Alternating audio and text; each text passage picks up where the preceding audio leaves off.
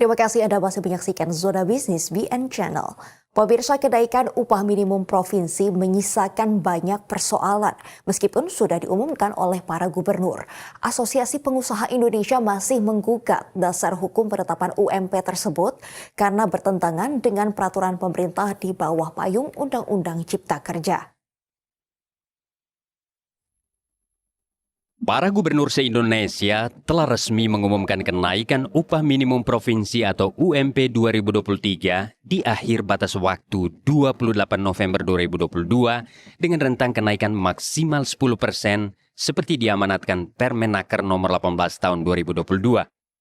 Sumatera Barat tercatat sebagai provinsi dengan kenaikan UMP tertinggi, yakni 9,15% dan Papua Barat dengan kenaikan terendah, yakni sebesar 2,6%. Namun, Asosiasi Pengusaha Indonesia atau APindo bersama 9 asosiasi pengusaha lainnya menggugat Permenaker yang mendasari kenaikan UMP 2023 karena dinilai cacat hukum. Ketua Umum APindo Haryadi Sukamdhani menegaskan, Permenaker nomor 18 tahun 2022 melangkahi Undang-Undang Cipta Kerja dan norma pengupahan dalam Peraturan Pemerintah nomor 36 tahun 2021. Jadi substansi hukumnya ini yang kami ingin diluruskan. Jadi ini harus, memang mau tidak mau kita harus melakukan uji materi di Mahkamah Agung tentang hal ini tersebut.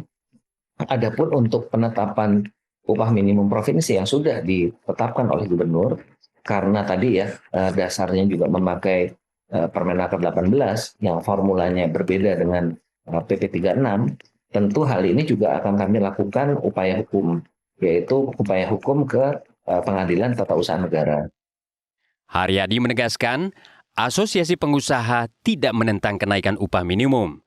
Namun Asosiasi Pengusaha meminta pemerintah konsisten menjalankan PP nomor 36 tahun 2021 yang secara substansi dinilai lebih matang. Di sisi lain, dampak kenaikan UMP berdasarkan Permenaker nomor 18 tahun 2022 maksimal 10% akan memberikan dampak sosial ekonomi dan investasi yang besar, terutama di sektor padat karya.